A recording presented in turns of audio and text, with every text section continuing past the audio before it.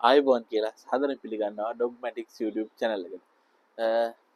මං අද ඇවිල්ලා තියෙන ඔයගොල්ලොත් එක්ක අපි ඇත්තටම ලොකු ලංකාව රටක් විදිහට ලොකු ව්‍යසනයකට මුහුණ දුන්නා. ඉතින් ඒ ව්‍යසනයෙන් ඇත්තටම ව්‍යසනයෙන් හානියට ජීවිත නැති වෙච්ච ඒ වගේම තුවාල වෙච්ච හැමෝටම ඉක්මන් සුවය සහ නිවන් සුව ප්‍රාර්ථනා කරනවා. ඒ වගේම ජීවත් වෙලා ඉතරලා ඉන්න කට්ටියට හැකි ඉක්මනින් තමන්ගේ ජීවිත යථාර්ථයට පත් කරගන්න හැකි වේවා කියලා ප්‍රාර්ථනා කරමින් මේ වීඩියෝ එක පටන් ගන්නවා. ඉතින් මම අද කියන්න ආවේ අපි මේ ව්‍යසනයට මුහුණ දීලා මුහුණ දුන්නේ මිනිස්සු විතරක් නෙමෙයි. ඇත්තටම අපේ සත්තු අපේ සුරතල් සත්තු සුනක යාළුවෝ ඒ හැමෝම මුහුණ දුන්නා. ඉතින් අද මම වීඩියෝ එකෙන් ගෙනල්ලා තින්නේ මේ ව්‍යසනයට මුහුණ දීපු අපේ සුනක යාළුවෝ රිකවර් කරන්නේ රිකවර් සහ ඒගොල්ලන්ගේ නෝමල් ජීවිතයට ආපහු ගෙන්නන්නේ කොහොමද කියන දේ තමයි මේ වීඩියෝ එකෙන් ඕගොල්ලන්ට ගෙනල්ලා තියෙන්නේ. ඉතින් මේ වීඩියෝ එක මුලින් ඉඳන් බලන්න අග වෙනකම් මම විශ්වාස කරනවා ඉතාමත් වැදගත් දේවල් රාශියක් ඔයගොල්ලන්ට මේ වීඩියෝ එකෙන් ගන්න පුළුවන් කියලා. ඉතින් එහෙනම් අපි යමු වීඩියෝ එකට. ඇත්තටම මේ ව්‍යසනයට මුහුණ දීලා දැන් සති දෙක 3-4ක් ඇත්තටම මේ ව්‍යසනයට මුහුණ දීලා සති 3-4ක් ඇති. ඇත්තටම මේ සති 3-4 අපි මිනිස්සු විදිහට ගත්තොත් රිකවර් වෙමින් තියෙන කාලේ. ඒ කියන්නේ රිකවර් මැද ඉන්න කාලේ තමයි මේ සති 3-4 කියන්නේ. ඇත්තටම ඔයාගේ සුනක යාළුවොත් එහෙමම තමයි. එතකොට ඒගොල්ලොත් ඉන්නේ රිකවර් වෙමින් තමයි ඉන්නේ. ඉතින් ඒකට අපි ඒගොල්ලන්ගේ අයිතිකාරය විදිහට ඒගොල්ලෝ බලාගන්න කට්ටිය විදිහට අපි ඒගොල්ලන්ට උදව් කරන්න ඕනේ ඒගොල්ලන්ගේ රිකවරි එකට. ඉතින් ඇත්තටම මේක ලොකු ප්‍රොසෙස් එකක් වෙන්න පුළුවන්. ඔයාට කියන්නේ සුනකයාගේ අයිතිකාරයටයි සුනකයාටයි දෙන්නටම ලොකු ප්‍රොසෙස් එකක් වෙන්න පුළුවන්. ඉතින් ඒකින්ද මේකට අපි හැම වෙලාවෙම මේක පොඩි දෙයක් විදිහට ගන්න හොඳ නෑ. මොකද සමහර වෙලාවට මේ වගේ ව්‍යසනකින් පස්සේ සුනක යාළුවෙක් සම්පූර්ණයෙන්ම වෙනස් වෙන්න පුළුවන්. ඉතින් ඒකින්ද එහෙම නොවෙන්න යාව හරි විදිහට හරි මාර්ගයකින් ආයෙ නැවතත් ඒගොල්ලන්ගේ සුපුරුදු ජීවන තත්ත්වයට යන තැනට අපි ඒගොල්ලන්ට උදව් කරන්න ඕනේ. ඉතින් මම මේ වීඩියෝ එකෙන් කතා කරනවා පොයින්ට්ස් 7ක්. ඒ පොයින්ට්ස් 7 තියෙන්නේ ඕගොල්ලෝ මොනවද කරන්න ඕනේ ඒගොල්ලන්ව යහපත් විදිහට නැවතත් ඒගොල්ලන්ගේ සුපුරුදු ජීවන රටාවට පුරුදු කරන්න සහ ඒගොල්ලන්ට නැවත ඒ වගේ තත්ත්වයකදී ඉස්සරහටත් ඒගොල්ලන්ව කොහොමද එහෙම තත්ත්වයකට මුහුණ පාන්න නැති වෙන්න මොන වගේ දේවල්ද අපි කරන්න ඕනේ කියන දේවලුත් මේ පොයින්ට්ස් 7 ඇතුලේ කතා වෙනවා. ඉතින් ඒකින්ද මේක මුලින් ඉඳන් අග වෙනකම් මේ වීඩියෝ එක බලන්න. එතකොට ඔයගොල්ලන්ට ගොඩක් වටින දේවල් මේකෙන් ගන්න පුළුවන්. ඉතින් වීඩියෝ එක පටන් ගද්දී මතක් කරනවා subscribe කරලා නැත්නම් subscribe කරන්න. ඒ වගේම bell icon එකත් click කරන්න. එතකොට ඔයගොල්ලන්ට මම වීඩියෝ එකක් දාපු ගමන් notification එකක් ගන්න පුළුවන්. ඒ වගේම ඔයගොල්ලන්ට මේ වීඩියෝ එකකින් මම කියලා දෙන දෙයකට අමතරව ඔයගොල්ලෝ දෙයක් දන්නවා නම් හෝ මොන හරි දෙයක් කියන්න දෙනවා පල්ලෙහා comment section එකේ comment කරන්නත් අමතක කරන්න එපා. හරි. එහෙනම් අපි යමු දැන් පළවෙනි පොයින්ට් එකට. පළවෙනි පොයින්ට් එක තමයි අපි මේ සතාගේ ශාරීරික සෞඛ්‍ය මොනිටර් කරන්න ඕනේ. ඇත්තටම ඉමීඩියට් ඉන්ජරිස් වලට ඒ කියන්නේ මේ වෙලාවේ ඒ කියන්නේ ගම් වතුරෙන් හෝ ඒ ආශ්‍රිත අනතුරකින් සිද්ධ වෙච්ච ඉන්ජරිස් වලට ඔයා මේ වෙනකොට බෙහෙත් කරලා ඇති මේ සති 3-4ක් ගිහිල්ලා තියෙන හින්දා. හැබැයි ඒත් අපි තව සති කීපයක් ඉස්සරහට සතාගේ සෞඛ්‍ය ශාරීරික සෞඛ්‍ය මොනිටර් කරන්න ඕනේ. ඒ කියන්නේ ඒක ගැන හොයලා බලන්න ඕනේ. මොකද සමහර වෙලාවට අපි හිතේ තියාගෙන හිටියට මේ අනතුර ඉවරයි කියලා ඉමීඩියට් ත්‍රෙට් එක ඉවර වෙන්න පුළුවන්. ඒ වුණාට සමහර වෙලාවල් වලට පසු කාලීනව ශාරීරිකව සමහර ලෙඩ රෝග එන්න පුළුවන්. ඉතින් ඒකින්ද පළවෙනිම දේ තමයි ශාරීරික හැම වෙලාවෙම මොනිටර් කරන්න සතාගේ සෞඛ්‍ය ගැන හොයලා බලන්න අවධානයෙන් ඉන්න එක තමයි පළවෙනිම දේ. ඉතින් මේකට හොඳම දේ තමයි ඔයාට හැකියාවක් තියෙනවනම් හැකියාවක් තියෙනව නෙමෙයි අනිවාර්යෙන්ම ඕගොල්ලන්ගේ වෙට් ගාවට අරගෙන යන්න. එතකොට වෙට් සතාව බලලා ඒ අවශ්‍ය ප්‍රතිකාර ටික නියම කරයි හෝ පරීක්ෂාවක් කරලා කිසි අනතුරක් නැත්නම් ඔයාට අනිත් කරන්න ඕන දේවල් ටික අනිවාර්යෙන් වෙට් උපදෙස් ලබා දෙයි. ඉතින් ඒකින්ද පළවෙනි දේ තාම එහෙම පරීක්ෂාවක් කරලා නැත්නම් අනිවාර්යෙන් වෙට් ගාවට අරන් ගිහිල්ලා පරීක්ෂාව කරගන්න කියලා මම ඉල්ලා සිටිනවා. එහෙනම් අපි දැන් යමු දෙවෙනි පොයින්ට් එකට. දෙවෙනි පොයින්ට් එක තමයි මේ පරපෝෂිතයෝ මේ ගම් වතුරෙන් අරන් එන ලෙඩ රෝගයි. මේ පිළිබඳව හුඟක් අවධානය දෙන්න ඕනේ. මොකද ගම් වතුර මේ පරපෝෂිතයෝ ඒ කියන්නේ මැක්කොකින්තුල්ල වගේ ඒවා. එතකොට තව ජියාඩියා කියන එක. එතකොට මේ හැම එකම මේ වතුරෙන් එන්න පුළුවන්. මේ මම අර මැක්කොකින්තුල්ල නම් මම ඕගොල්ලන්ට කලින් වීඩියෝ එකක් කරලා තියෙනවා. මේ ජියාඩියා කියන පරපෝෂිතය ඇත්තටම සතාගේ ආහාර ජීවන පද්ධතියට තමයි බලපෑම එල්ල කරන්නේ.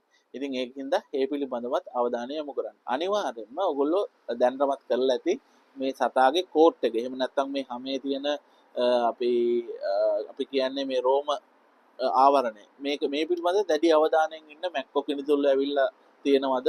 එහෙම කියලා. ඔයාට පුළුවන් වෙට්කින් උපදෙස් ලබා ගන්න. එහෙම නැත්නම් මමත් වීඩියෝ කරලා තියෙනවා මොනවද ඔයගොල්ලන්ට කරන්න පුළුවන් ප්‍රතිකර්ම කියලා. එහෙම නැත්නම් මේ ඇඟට ඇවිල්ලා නැත්නම් දැනට මැක්කොකිනිතුල්ල ඔයාට කොහොමද ඒක එන එක බලක්ව ගන්නේ කියන එකත් මම මගේ වීඩියෝස් වල කරලා දෙන කලින් වීඩියෝස් බලන්න. එතකොට ඔයාට ඒක බලන්න පුළුවන්. එතකොට තමයි ඔයගොල්ලෝ ඊළඟට අවධානයෙන් ඉන්න ඕනේ පාචනය ඒ වගේ වමනය කෑම අරුචිය ඒ වගේ දේවල් තියෙනවනම් ඒ පිළිබඳව අවධානයෙන් ඉඳලා අනිවාර්යෙන් මොනවා හරිම වෙනසක් තියෙනවනම් ඔයගොල්ලන්ගේ පශු වෛද්‍ය නිලධාරිතුමාට මේ ඔයාගේ සුනක යාළුවව පෙන්වන්න. තව දෙයක් තමයි අනිවාර්යෙන් ඔයගොල්ලන්ගේ මේ වැක්සිනේෂන්ස් ටික වැක්සිනේෂන්ස් කියන්නේ එන්නත් කරණය නියමිත දිනට තියෙනවද කියන එකත් පිළිබඳව අවධානයෙන් ඉන්න. එහෙම නැත්නම් ඒ අදාළ වැක්සිනේෂන්ස් ටික අප්ඩේට් කරගන්න ඔයගොල්ලන්ගේ වෙට් එකේ. තුන්වෙනි පොයින්ට් එක තමයි මේ සතාගේ මානසික සෞඛ්‍යය. ඒ වගේ මේ අපි කොටින්ම කියනවා නම් සාංකාවයි මේ පීඩනය එහෙම නැත්නම් ස්ට්‍රෙස් කියලා කියන්නේ අන්න ඔය தත්ත්වය තමයි තුන්වෙනි පොයින්ට් එක විදිහට අපි අවධානය යොමු කරන්න ඕනේ. අපි ස්ට්‍රෙස් එකයි ඒ වගේම මේ සංකාවයි ඒ වගේ දේවල් ගැන කතා කරද්දී ඇත්තටම මේ ගම් වතුර හින්දා ඇති වෙච්ච යාගේ රූටීන් එකේ වෙනස්කම, ඒ කියන්නේ ජීවත් වෙච්ච විදිය වෙනස් වෙච්ච විදිය, එතකොට විශාල සද්ද යට හෙන්නේ නැති ගම් වතුරෙන් මිනිස්සු කෑ ගහන ඒවා, ඊට අමතරව වෙන සද්ද, එතකොට විවිධ සුවඳ වලයට දැනෙන්නේ නැති නහයට ඒ දේවල් වලින් තමයි මෙයාගේ මේ ඔය මානසික සෞඛ්‍යයට අදාළව එයාට අන්බැලන්ස්, ඒ කියන්නේ අස්ථිරතාවයක් ඇති වෙන්නේ. ඉතින් ඒකින්ද අපි පළවෙනිටම කරන්න ඕනේ මෙයාව හැම වෙලාවෙම මෙයාව කාම් කරන ටෙක්නික්ස් පාවිච්චි කරන්න ඕනේ. ඒකට පළවෙනිම දේ තමයි ඔයගොල්ලන්ට බලන්න පුළුවන් එයාට ආරක්ෂිත ස්ථානයක් වෙනමම වෙන් කරන්න පුළුවන් නම් ගේ ඇතුළෙන්ම තියාගන්න පුළුවන් නම් හොඳයි. එහෙම නැතත් එයාට සේෆ් කියලා හිතන ප්ලේස් එකකට එයාව මාරු කරන්න ඕනේ. ඒ වගේම තමයි එයා ඉස්සර කරන් අප රුටීන් එකක් තියෙනවා නම් ඒ රුටීන් එක ආපහු ගේන එක තමයි හොඳම වැඩේ. මට තව ඇඩිෂනල් දෙයක් කියන්න. ස්ට්‍රෙස් එකක් තියෙන කියන්නේ පීඩනයකින් ඉන්න මෙන්ටලි සාමාන්‍යයෙන් ප්‍රශ්නක ඉන්න සුනකෙක් අඳුර ගන්න පුළුවන්. සාමාන්‍යයෙන් කෙන්දිරි ගන්නවා, එතකොට එක දිගට බුරනවා, ඒ වගේ ලක්ෂණ තියෙනවනම් අනිවාර්යෙන් ඔයාගේ සුනක සත්වවරුත් මේ මානසික තත්ත්වය පිළිබඳව පොඩ්ඩක් ඔයා සැලකිලිමත් වෙන්න ඕනේ කියන එක ඔළුවේ තියාගන්න. එතකොට අර මං කියපු ටෙක්නික්ස් ටික පාවිච්චි කරන්න එයාට රිකවර් වෙන්න. අනිවාර්යෙන් මේ තත්ත්වය තියෙනකොට ඔයාගේ උදව්ව අනිවාර්යයෙන්ම වැදගත්. මෙයාට ආපහු සුපුරුදු විදිහට එයාගේ සුපුරුදු ජීවන තත්ත්වයට අවතීර්ණ වෙන්න. දැන් අපි කතා කරමු හතරවෙනි පොයින්ට් එක. මේ හතරවෙනි පොයින්ට් එක තමයි මේ මම ඉස්සෙල්ලා තුන්වෙනි පොයින්ට් එකෙන් කතා කරා සතාගේ සුපුරුදු ජීවන රටාව නැවත ඇති කරන්නේ කොහොමද කියලා. ඒක තමයි මේ හතරවෙනි පොයින්ට් එක විදිහට කතා කරන්නේ. ඒකෙදී ඔයාට පාවිච්චි කරන්න පුළුවන් වෝක් එකයි යන එක, එළියට ඇවිදින්න එකයි යන එක. එතකොට කෑම දෙන වෙලාවක් තිබ්බනම් කෑම දෙන එක රෙගියුලර් ඒ ටයිම් වලට කරගෙන යන එක.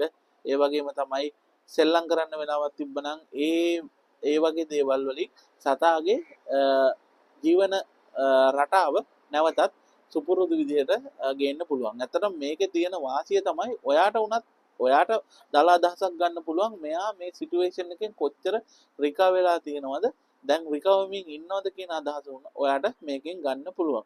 ඉතින් මේක ඔයා පාවිච්චි කරන්න ටෙක්නික් එකක් විදිහට. මොකද මේ සති 3-4 වගේ කාලේ තමයි හොඳම කාලේ සතාගේ රුටීන් එක නැවතත් ඇති කරන්න පටන් ගන්න. ඉතින් ඒකින්ද මේක හතරවෙනි පොයින්ට් එක විදිහට අරගෙන ඕගොල්ලන්ගේ සුනක යාළුවට ඒ අවශ්‍ය සහයෝගය එයාගේ ආපහු නැවතත් සුපුරුදු විදිහට සුපුරුදු ජීවන රටාව අරගෙන යන්න ඕන සහයෝගය ඔයා දෙන්න උත්සුක වෙන්න. එතකොට එයාට ඉක්මනින්ම එයාගේ මේ ගම් වතුරේට පෙර තිබ්බ ජීවිතේට ආපහු එන්න පුළුවන් වෙයි.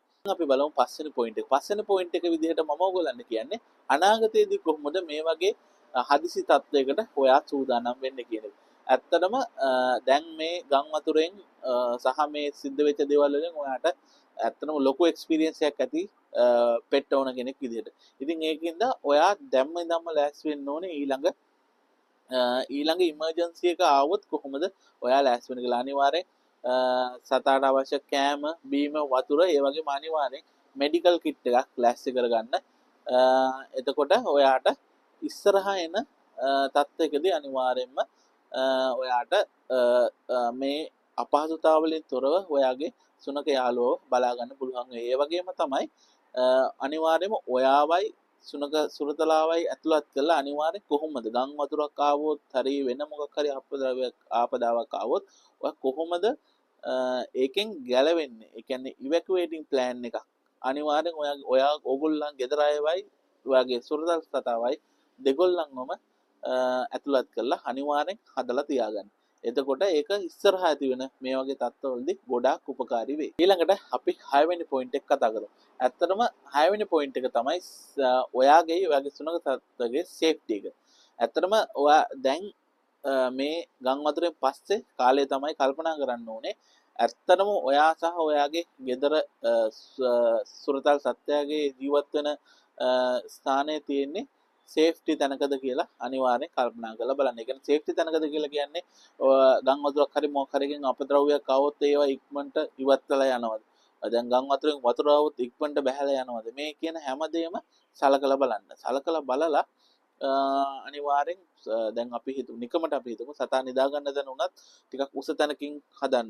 එතකොට කෑම වතුර ඒ ටික උස තැන් වලින් තියන්න. අන්න ඒ වගේ ඇඩ්ජස්ට්මන්ට් ටික අනිවාර්යෙන් ඕගොල්ලෝ මේ ගම් වතුරෙන් පස්සේ මේ ඉස්සරහ කාලේ අනිවාර්යෙන් හදාගන්න.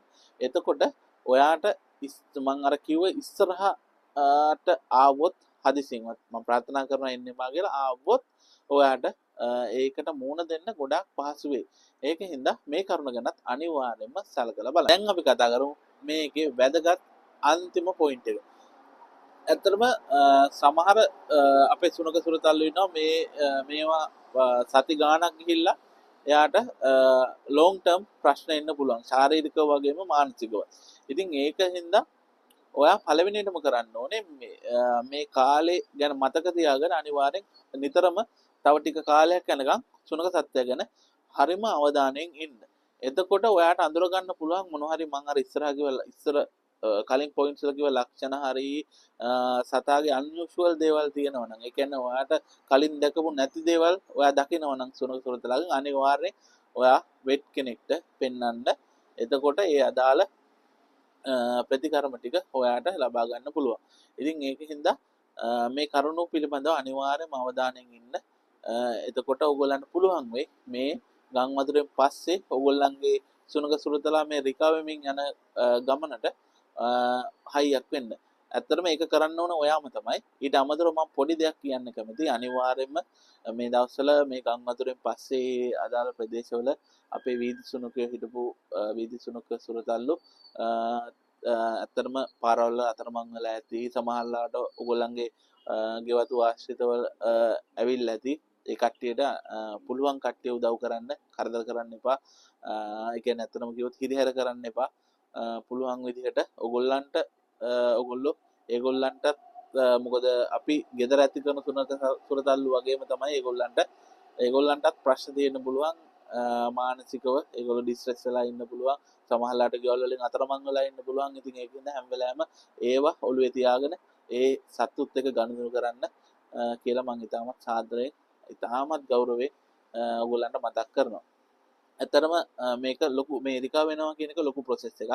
ඒකට ආදරයයි කරුණාවයි කියන එකත් ගොඩක් වැදගත්. ඉතින් ඒක අනිවාර්යෙන් ඔයගොල්ලන්ගේ සුළඟ සත්‍යයට දෙන්න. එතකොට ඉක්මනට ඔයගොල්ලන්ට රිකවරි එකක් බලා ගන්න පුළුවන්. ඇත්තටම මේක පළවෙනි දේ තමයි මේ රිකවරි එකට ටික කාලයක් ගන්නවා. එකපාර රිකවර් වෙන්නේ නැහැ. එහෙම ප්‍රශ්නයක් නැත්නම් අනේ ගොඩක් වාසනාවන්තයි ඔයගොල්ලෝ. ඇත්තටම ප්‍රශ්නයක් තිබ්බොත් ඔයාලට හිතන්න තියෙන්නේ ටික කාලයක් ගත වෙනවා සාමාන්‍යයෙන් රිකවර් වෙන්න. ඒකින්ද ඔයාගේ ඒක මෙඩිසින් වල බෙහෙත් වලට අමතරව ඔයගොල්ලන්ට ඔයාගේ ආදරය කරුණාවයි අනිවාර්යෙන් බලපානවා එයාගේ රිකවරි එකට. ඉතින් ඒක අනිවාර්යෙන් මතක තියාගන්න. එහෙනම් ආයෙත් කියන්න කැමතියි channel එක subscribe කරලා නැත්නම් channel එක subscribe කරන්න. ඒ වගේම bell icon එකත් click කරලා මොන හරි දෙයක් කියන්න තියෙනවා නම් පල්ලෙහා comment section එකේ comment කරන්නත් අමතක කරන්න එපා. ඉතින් එහෙනම් ගිහින් එන්න ඔයගොල්ලන්ට සුබ සතිය.